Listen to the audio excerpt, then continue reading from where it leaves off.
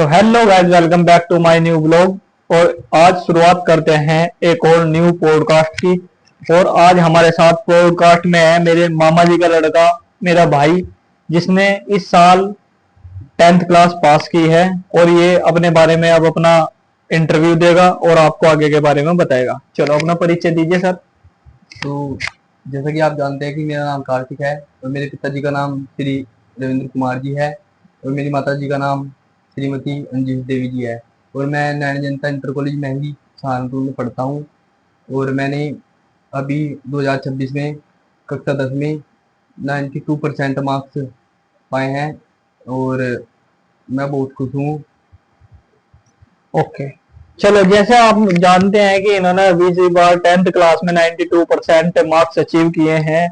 92% number लाना बहुत बड़ा अचीवमेंट होता है। तो क्या आपने 92% के लिए उम्मीद की थी कि आपकी उम्मीद से ज्यादा आए नंबर, या उम्मीद जितने आए, या जितनी उम्मीद नहीं थी उससे भी ज्यादा आए?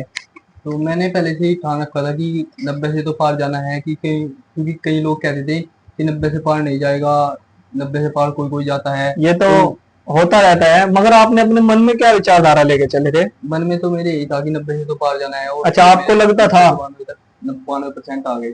आपको लगता था कि 90% नंबर प्लस होना है मेरे को। Yes sir.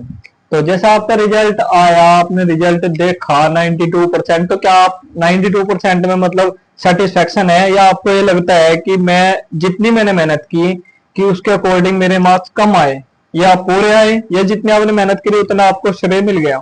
जितनी मैंने मेहनत की थी तो उतने तो आए मेरे। मैंने 90 प्लस की मेहनत की थी तो 90 प्लस भी मेरे आए। ओके, मतलब आप सेटिस्फाई हैं इस चीज यस, से? मैं सेटिस्फाई हूँ इस चीज़ से। Okay, good. और मैं ये पूछना चाहूंगा, लगभग लगभग जैसे 92% बहुत बड़ा लक्ष्य बैठता है। मैं नहीं मानता कि महंगी के अंदर, महंगी तो क्या, जैसे आप महंगी के रहने वाले हो, गंगों के अंदर भी नहीं किसी स्कूल का इतना परसेंटेज टॉपर का रहा है। यहाँ पे एक दो स्कूल है जैसे कि जगन्नाथ है, चार, उनका 88-87% टॉपर, टॉपर बोलते हैं जिसे, जो टॉप क्वालिटी का बच्चा रहा वो 88 और 87 रहा। आपके 92% आए, बहुत अच्छी बात है, आप बताइए पात्र हो। और जी मैं पूछना चाहूंगा, आपने लगभग इस लक्ष्य को प्राप्त करने के लिए कितने समय की पढ़ाई करी? मतलब रोजाना कितना समय पढ़ाई को, कितना समय और क्या क्या करते थे आप पढ़ाई के साथ मैं साथ? रोजाना वैसे तो 10 से 12 घंटे पढ़ता था। और जब लास्ट टाइम रह गया, 2 से 3 महीने रह गए थे, तो मैंने 15 से 16 घंटे पढ़ाई शुरू कर दी थी। और मैं पढ़ता था, बस 15 से 16 घंटे पढ़ता रहता अच्छा, था। तो जैसे आप 15-16 घंटे दिन प्रतिदिन पढ़ते थे, तो 15-16 घंटे में आपको घर पे कोई पढ़ाने वाला, या आपने खुद सेल्फ स्टडी की, या आप स्कूल से कैसे, कहाँ से आपने नोट्स वगैरह कैसे तैयारी की पेपर की? नोट्स तो मैंने ऑनलाइन तैयार किए थे और ट्यूशन भी था मेरा, ऑफलाइन ट्यूशन था, तो अच्छा। वहाँ से भी थोड़ा सहारा मिला। और जो मेरे भैया है, मेरी बुआ जी के लड़के हैं, तो सौरभ है आप, तो उन्होंने मेरी बहुत हेल्प की थी। उन्होंने मुझको अपना लैपटॉप दिया और मेरे माता पिता ने जी ने भी जिस वस्तु की भी मुझको जरूरत थी वो वस्तु मुझको दी। मुझको जैसे कि वाईफाई लगवाया, और मेरे भैया जी ने लैपटॉप दिया कि तू पढ़, अपना काम भी उन्होंने छोड़ा उससे लैपटॉप से, और उन्होंने भी मुझको प्रोत्साहन किया कि तू पढ़। तो चलो पढ़ाई की बात अब आपके सामने करते हैं। जैसे कि आप पढ़ते थे या आप पढ़े हो, आपको किसको देखकर ऐसा महसूस हुआ कि मेरे को कुछ अलग यूनिक करना है, कि मेरे को तो बस ये करना ही करना है? किसको देख के आपको माना है कि कुछ अंदर से विचारधारा आई है आपके? मैंने किसी को नहीं देखा कि ये करना है वो करना है, तो मेरे अंदर से ये आया कि हाँ 90 से पार तो जाना है। तो अच्छा, ये मेरे मन में कि 90 से पार तो जाना बस ही जाना है। आपने किसी को महसूस नहीं किया, बस आप अपने अकॉर्डिंग चलते रहे। मैं अपने अकॉर्डिंग चलता रहा। और कुछ जो है आसपास के भी कहते थे कि 90 से पार नहीं आएंगे, ये तो वो आ अड़ोस जाएंगे। पड़ोस वालों का सबका रहता ही है कि हर व्यक्ति को लगता है कि नहीं कर पाएगा, क्योंकि टांग खींचने वाले बहुत होते हैं। तो मैं पूछना चाहता हूँ, जैसा आप गांव में पढ़े, गांव के लेवल में भाई 90%, 90+ लाना बहुत बड़ी बात होती है। तो जैसे आप अब 10th पास की है, आगे आप कौन सी साइड लेंगे? आगे तो मैं क्लास 11th और 12th में पीसीएम लूंगा, जी। इसी से अपनी पढ़ाई करूंगा। आगे का लक्ष्य क्या है आपका? आगे 12th में क्या टारगेट है आपका? 12th में तो अच्छे नंबर ही लाने हैं, 12th में कितना? भी ऐसे ही जैसा आपका 10th में 92 रहा, इससे प्लस, इक्वल, या माइनस? 90 से पार तो उसमें भी जाना है। 90 पास 12th में भी जाना है? जाना है, उससे बिल्कुल आगे जाना का है। लक्ष्य क्या है?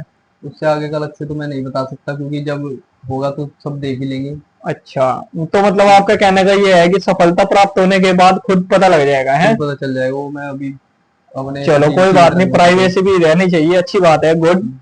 और अब आप ये बताइएगा, सबसे ज्यादा योगदान किस टीचर या किस व्यक्ति या किस माता पिता या किसका रहा जिसको आप को देख के लगा कि हाँ, मेरे के नंबर उस व्यक्ति या उस चीज के लिए मेरे अच्छे हैं।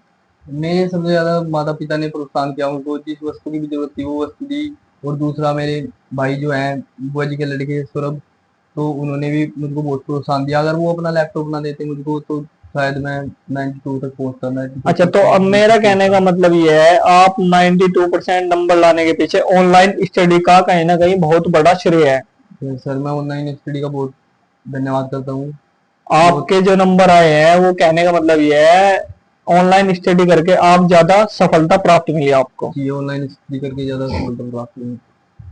ओके, और कुछ आप अपने बारे में, किसी और के बारे में कुछ कहना चाहेंगे, कुछ बताना चाहेंगे? क्या आपके 92% नंबर आने के बाद अड़ोस पड़ोस का, मोहल्ले वालों का, किसका क्या रिएक्शन रहा, किसको यकीन हुआ, नहीं हुआ, किसको कैसा लगा?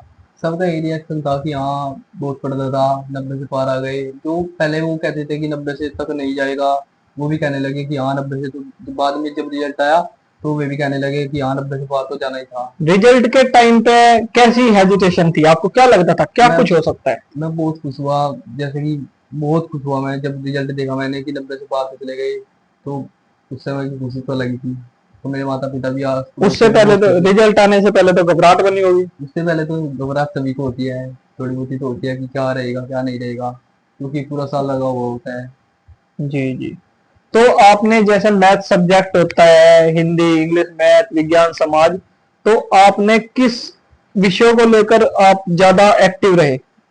सभी विषय मैंने बराबर टाइम दिया था, क्योंकि मुझे पता था कि परसेंटेज बनानी है तो सभी विषय को थोड़ा थोड़ा टाइम देना पड़ेगा, सही टाइम देना पड़ेगा। तो मैं सभी को पढ़ता था, अच्छे से पढ़ता था। आपका इंटरेस्ट किस सब्जेक्ट में ज्यादा रहा? मेरा इंटरेस्ट तो सबसे ज्यादा मैथ में ही रहता है। मैथ मेरा में? फेवरेट सब्जेक्ट है। अच्छा, आपका फेवरेट सब्जेक्ट मैथ्स।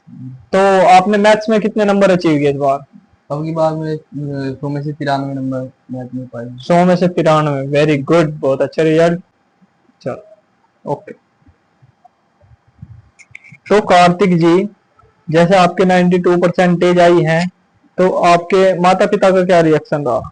मेरे माता पिता भी बहुत खुश रहे, बहुत खुश हुए मेरा रिजल्ट देखकर कि बच्चे ने मेहनत की थी और 92% इसके मार्क्स आए हैं। तो फोन के माध्यम से, मैसेज के माध्यम से कितने व्यक्तियों का आपको बधाई देने के लिए फोन कॉल या मैसेज आए? फोन तो बहुत बहुत लोग हो गया है, 12 बजे तक, लगभग रात के 12 बजे तक मुझ पर फोन आए कि बहुत अच्छा रहा। रिश्तेदारों को फोन आए, सभी के फोन आए लगभग। कहाँ तक दिखाऊं ऑनलाइन। तो कार्तिक जी, जैसे आप ऑनलाइन पढ़े, तो आपने किस किस सब्जेक्ट पर, किस किस सब्जेक्ट को किस किस जगह से पढ़ा?